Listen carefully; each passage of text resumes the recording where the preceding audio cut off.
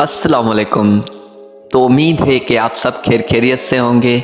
तो खुशामदीद हो आपको T27 स्टूडियो पर।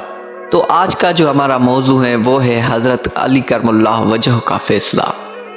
कहते हैं कि 3 शख्स थे, तिजारत करने जा रहे थे।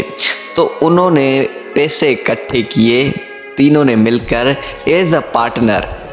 जब पार्टनरी की तो वहाँ पर हिस्से कुछ आए। तो एक का दूसरा हिस्सा आया, एक का तीसरा आया और एक का 9वां हिस्सा आया।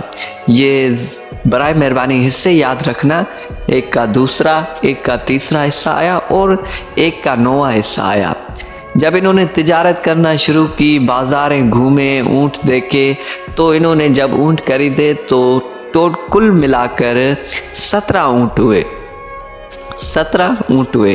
तो जब दूसरे हिस्से वाले का हिस्सा निकाला गया तो 17 के हिस्से में से जब दूसरा हिस्सा किया गया तो 8 ऊँट और एक आधा आ रहा था।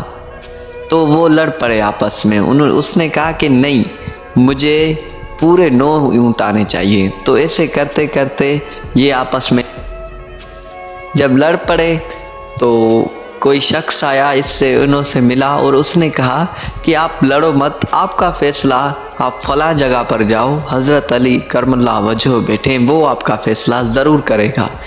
उसको अल्लाह ताला ने बहुत शऊर दिया है।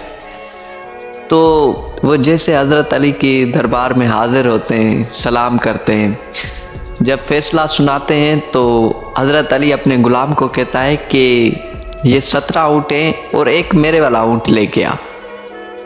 फ़ैसला गौर से सुन के ग़ुलाम को जब ये हुक्म देता है, ग़ुलाम वो ऊँट लेकर आता है और इन 17 ऊँटों से बांध देता है तो 18 हो जाते हैं। तो हज़रत अली करमुल्लाह वजह कहते हैं कि अब कितने ऊँट हुए?